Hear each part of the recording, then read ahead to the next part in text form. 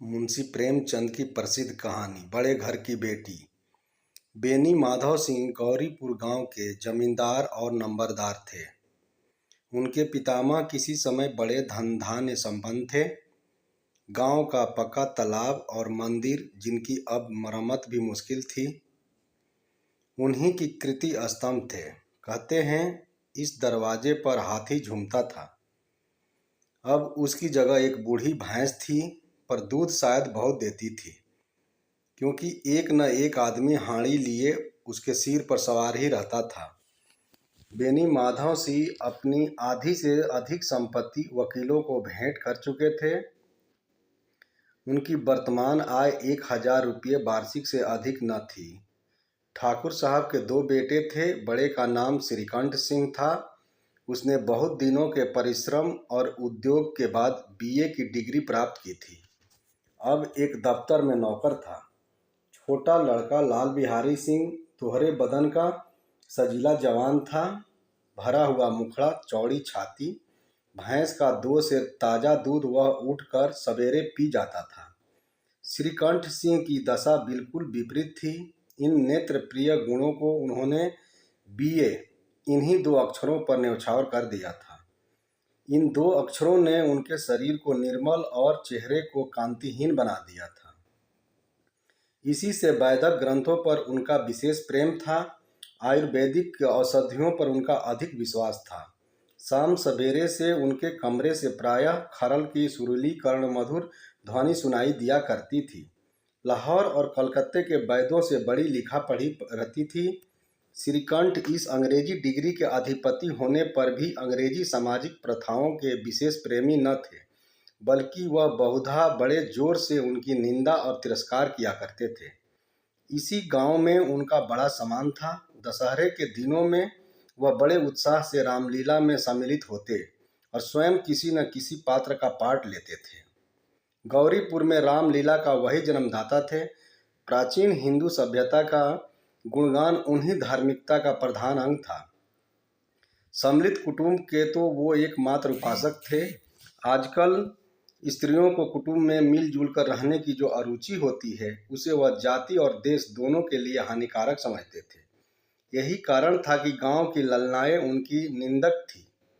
कोई कोई तो उन्हें अपना शत्रु समझने में भी संकोच न करती थी। स्वयं उनकी पत्नी को ही इस विषय में उनसे विरोध था। यह इसलिए नहीं कि उसे अपने सास ससुर, देवर या जेठ आदि से घृणा थी, बल्कि उसका विचार था कि यदि बहुत कुछ सहने और तरह देने पर भी परिवार के साथ निर्वाह न हो सके, तो आए दिन की कलह से जीवन को नष्ट करने की अपेक्षा यही उत्तम है कि अपनी खिचड़ी अलग पकाई जाए। आनंदी एक बड़े उच्च कुल की लड़की थी। उसके बाप एक छोटी सी रियासत के तालुकेदार थे। विशाल भवन, एक हाथी, 3 कुत्ते, बाज बहरी, सिकरे, झाड़ फानूस, ऑनरेरी मजिस्ट्रेटी और ऋण, जो एक प्रतिष्ठित तालुकदार के भोग्य पदार्थ थे, सभी यहाँ विद्यमान थे। नाम था भूप सिंह। बड़े उदार चित्त और प्रतिभाशाली पुरुष थे, पर दुर्भाग्य से लड़का एक भी न था। 7 लड़कियां हुई और दैवयोग से सब की सब जीवित रही। पहली उमंग में तो उन्होंने 3 ब्याह दिल खोलकर किए, पर 15-20 हजार रुपये का कर्ज सिर पर हो गया तो आंखें खुली, हाथ समेट लिया। आनंदी चौथी लड़की थी। वह अपनी सब बहनों से अधिक रूपवती और गुणवती थी। इससे ठाकुर भूप सिंह उसे बहुत प्यार करते थे। सुंदर संतान को कदाचित उसके माता पिता भी अधिक चाहते हैं। ठाकुर साहब बड़े धर्म संकट में थे कि इसका विवाह कहाँ करें। न तो यही चाहते थे कि ऋण का बोझ बढ़े, और न यही स्वीकार था कि उसे अपने को भाग्यहीन समझना पड़े। एक दिन श्रीकंठ उनके पास किसी चंदे का रुपया मांगने आया। शायद नागरी प्रचार का चंदा था। भूप सिंह उनके स्वभाव पर रिझ गए और धूमधाम से श्रीकंठ सिंह का शादी आनंदी के साथ हो गया। आनंदी अपने नए घर में आई तो यहाँ का रंग ढंग कुछ और ही देखा। जिस टीम टाम की उसे बचपन से ही आदत पड़ी हुई थी, वह यहाँ नाम मात्र को भी न थी। हाथी घोड़ों का तो कहना ही क्या। कोई सजी हुई सुंदर बहली तक न थी।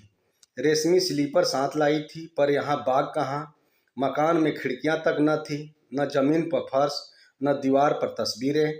यह एक सीधा साधा देहाती गृहस्थ का मकान था, किंतु आनंदी ने थोड़े ही दिनों में अपने को इस नई अवस्था के ऐसा अनुकूल बना लिया मानो उसने विलास के सामान कभी देखे ही न थे। एक दिन दोपहर के समय लाल बिहारी सिंह 2 चिड़िया लिए हुए आया और भावज से बोला, जल्दी से पका दो, मुझे भूख लगी है। आनंदी भोजन बनाकर उसकी राह देख रही थी। अब वह नया व्यंजन बनाने बैठी। हांडी में देखा तो घी पाव भर से अधिक न था। बड़े घर की बेटी, किफ़ायत क्या जाने, उसने सब घी मांस में डाल दिया। लाल बिहारी खाने बैठा तो दाल में घी न था। बोला, दाल में घी क्यों नहीं छोड़ा?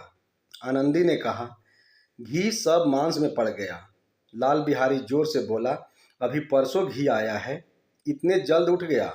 आनंदी ने उत्तर दिया, आज तो कुल पाव भर रहा होगा, वह सब मैंने मांस में डाल दिया। जिस तरह सूखी लकड़ी जल्दी से जल उठती है, उसी तरह क्षुधा से बावला मनुष्य जरा जरा सी बात पर भी तिनक जाता है। लाल बिहारी को भावज की यह ठिठाई बहुत बुरी मालूम हुई।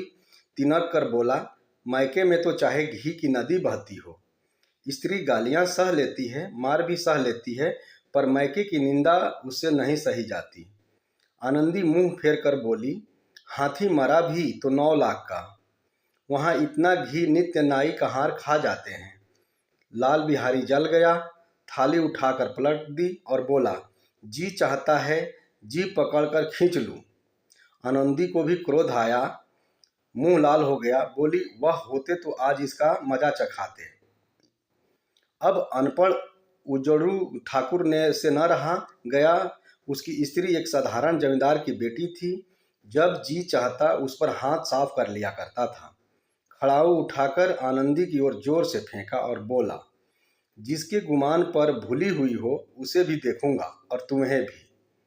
आनंदी ने हाथ से खड़ाऊ रोकी, सिर बच गया, पर उंगली में बड़ी चोट आई। क्रोध के मारे हवा से हिलते पत्ते की भांति कांपती हुई अपने कमरे में आकर खड़ी हो गई। स्त्री का बल और साहस, मान और मर्यादा पति तक है। उसे अपने पति के ही बल और पुरुषत्व का घमंड होता है। आनंदी खून का घूंट पीकर रह गई। श्रीकंठ सिंह शनिवार को घर आया करते थे। बृहस्पतिवार को यह घटना हुई थी। 2 दिन तक आनंदी को भवन में रही, न कुछ खाया न पिया, उनकी बाट देखती रही। अंत में शनिवार को वह नियमाकुल संध्या समय घर आए और बाहर बैठकर कुछ इधर उधर की बातें, कुछ देश काल संबंधी समाचार तथा कुछ नए मुकदमों आदि की चर्चा करने लगे। यह वार्तालाप 10 बजे रात तक होता रहा। गांव के भद्र पुरुषों को इन बातों में ऐसा आनंद मिलता था कि खाने पीने की भी सुधि न रहती थी। श्रीकंठ को पिंड छुड़ाना मुश्किल हो जाता था। ये 2-3 घंटे आनंदी ने बड़े कष्ट से काटे। किसी तरह भोजन का समय आया, पंचायत उठी। एकांत हुआ तो लाल बिहारी ने कहा, भैया आप जरा भाभी को समझा दीजिएगा कि मुंह संभाल कर बातचीत किया करे, नहीं तो एक दिन अनर्थ हो जाएगा। बेनी माधव सिंह ने बेटे की ओर से साक्षी दी, हाँ, बहू बेटियों का यह स्वभाव अच्छा नहीं कि मर्दों के मुंह लगे। लाल बिहारी, वह बड़े घर की बेटी है तो हम भी कोई कुर्मी कहार नहीं है। श्रीकंठ ने चिंतित स्वर से पूछा, आखिर बात क्या हुई? लाल बिहारी ने कहा, कुछ भी नहीं, यूं ही आप उलझ पड़ी। मायके के सामने हम लोगों को कुछ समझती ही नहीं। श्रीकंठ खा पीकर आनंदी के पास गए। वह भरी बैठी हुई थी। यह हजरत भी कुछ तीखे थे। आनंदी ने पूछा, चित्त तो प्रसन्न है? श्रीकंठ बोले, बहुत प्रसन्न है, पर तुमने आजकल घर में यह क्या उपद्रव मचा रखा है? आनंदी की त्योरियों पर बल पड़ गए। झुंझलाहट के मारे बदन में ज्वाला सी धड़क उठी। बोली, जिसने तुमसे यह आग लगाई है उसे पाऊं तो मुंह झुलस दूं। श्रीकंठ, इतनी गर्म क्यों होती हो? बात तो कहो। आनंदी, क्या कहूँ, यह मेरे भाग्य का फेर है, नहीं तो गंवार छोकरा जिसको चपरासगिरी करने का भी शऊर नहीं, मुझे खड़ाऊं के मार कर यो न अकड़ता। श्रीकंठ, सब हाल साफ साफ कहो तो मालूम हो, मुझे तो कुछ पता नहीं। आनंदी, परसों तुम्हारे लाडले भाई ने मुझसे मांस पकाने को कहा, घी हांडी में पाव भर से अधिक न था, वह सब मैंने मांस में डाल दिया। जब खाने बैठा तो कहने लगा, दाल में घी क्यों नहीं है। बस इसी पर मेरे मैके को बुरा भला कहने लगा।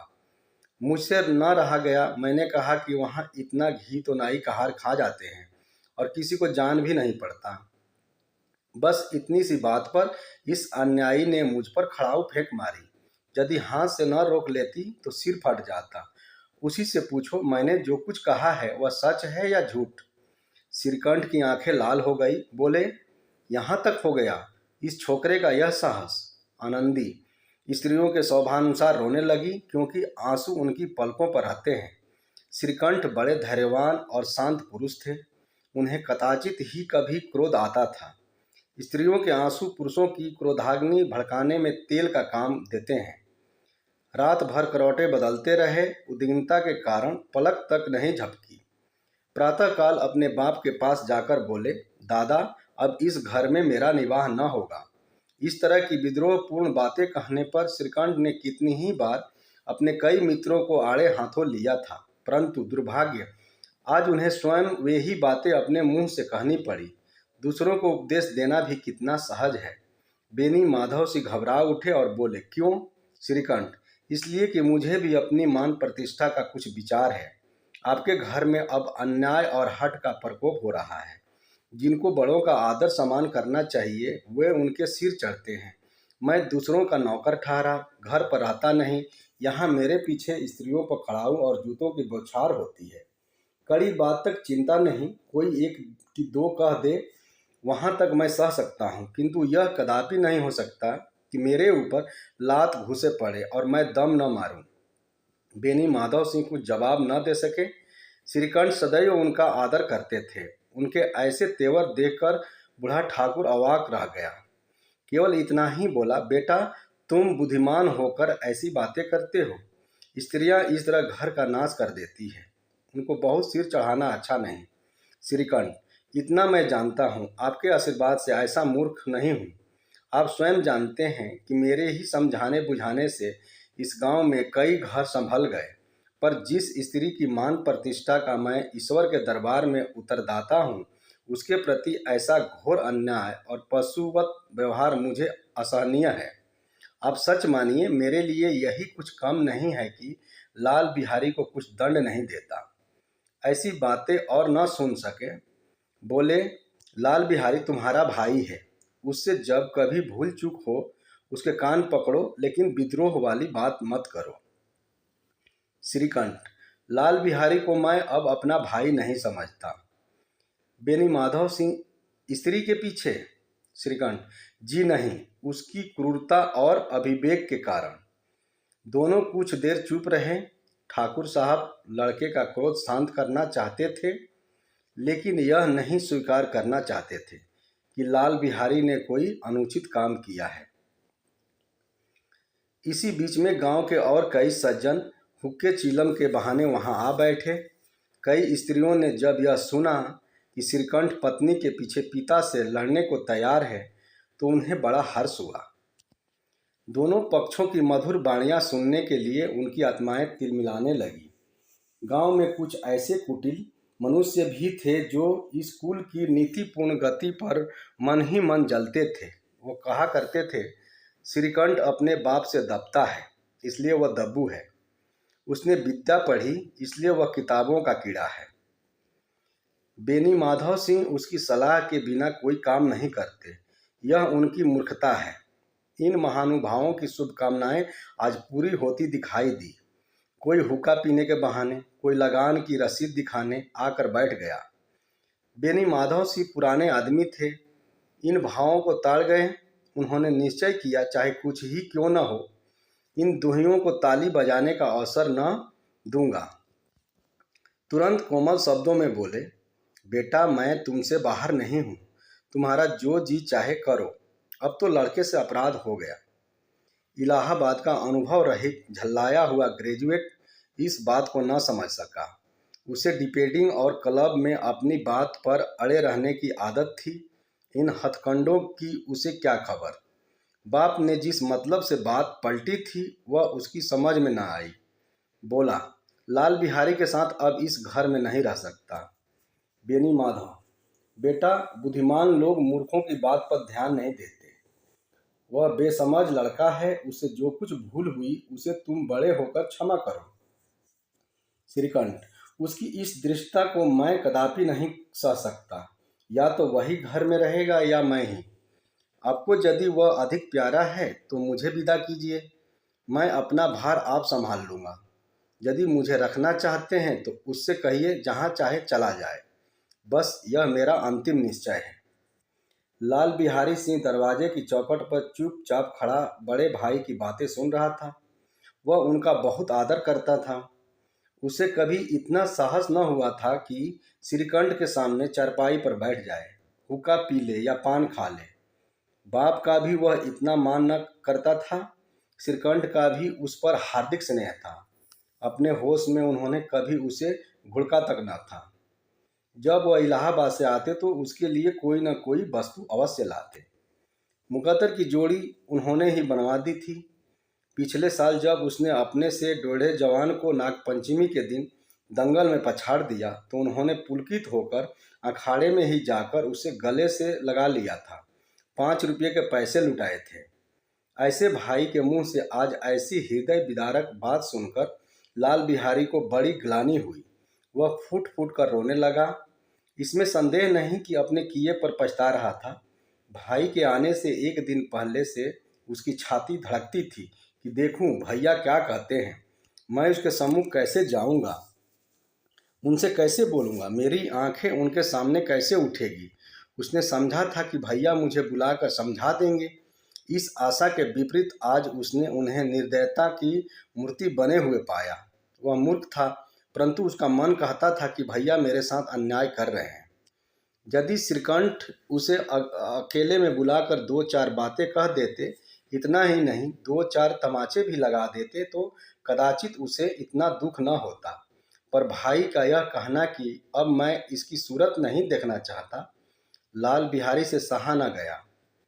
वह रोता हुआ घर आया। कोठरी में जाकर कपड़े पहने, आंखें पोंछी, जिससे कोई यह न समझे कि रोता था। तब आनंदी के द्वार पर आकर बोला, भाभी, भैया ने निश्चय किया है कि वह मेरे साथ इस घर में न रहेंगे। अब वह मेरा मुंह नहीं देखेंगे, इसलिए मैं भी अपना मुंह उन्हें न दिखाऊंगा। लाल बिहारी इतना कहकर लौट पड़ा और शीघ्रता से दरवाजे की ओर बढ़ा। अंत में आनंदी कमरे से निकली और उसका हाथ पकड़ लिया। लाल बिहारी ने पीछे फिरकर देखा और आंखों में आंसू भरे बोला, मुझे जाने दो। आनंदी, कहाँ जाते हो? लाल बिहारी, जहाँ कोई मेरा मुंह न देखे। आनंदी, मैं न जाने दूंगी। लाल बिहारी, मैं तुम लोगों के साथ रहने योग्य नहीं हूँ। आनंदी, तुम्हें मेरी सौगंध, अब एक पग भी आगे न बढ़ाना। लाल बिहारी, जब तक मुझे यह न मालूम हो जाए कि भैया का मन मेरी तरफ से साफ हो गया, तब तक मैं इस घर में कदापि नहीं रहूँगा। आनंदी, मैं ईश्वर को साक्षी देकर कहती हूँ कि तुम्हारी ओर से मेरे मन में तनिक भी मैल नहीं है। अब श्रीकंठ का हृदय भी पिघला। उन्होंने बाहर आकर लाल बिहारी को गले लगा लिया। दोनों भाई खूब फूट फूट कर रोए। लाल बिहारी ने सिसकते हुए कहा, भैया अब कभी मत कहना कि तुम्हारा मुंह न देखूंगा। इसके सिवा आप जो दंड देंगे मैं सहस्र स्वीकार करूंगा। श्रीकंठ ने कांपते हुए स्वर से कहा, लल्लू, इन बातों को बिल्कुल भूल जाओ। ईश्वर चाहेगा तो फिर ऐसा अवसर न आएगा। बेनी माधव सिंह बाहर से आ रहे थे। दोनों भाइयों को गले मिलते देखकर आनंद से पुलकित हो गए। बोल उठे, बड़े घर की बेटियां ऐसे ही होती है, बिगड़ता हुआ काम बना लेती है। गांव में जिसने यह वृतांत सुना उसी ने इन शब्दों में आनंदी की उदारता को सराहा। बड़े घर की बेटियां ऐसी ही होती है।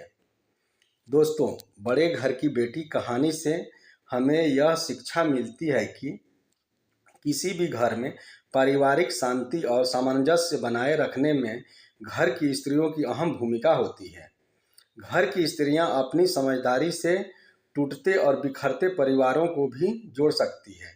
साथ में लेखक ने संयुक्त परिवारों की उपयोगिता को भी इस कहानी के माध्यम से सिद्ध किया है। आनंदी एक बड़े घर की बेटी थी। वह अत्यंत रूपवान और गुणवती थी। आनंदी परिस्थितियों के अनुसार अपने को ढाल लेती है। वह कभी भी किसी प्रकार की शिकायत नहीं करती है। वह शुरू से ही संपन्न परिवार में पली बढ़ी है, परंतु उसमें घमंड जरा भी नहीं है। संयुक्त परिवार में जरा जरा सी बात पर कलह हो जाती है, बात का बतंगड़ बन जाता है और फिर आपसी समझ बूझ से बिगड़ती हुई बात को संभाल भी लिया जाता है।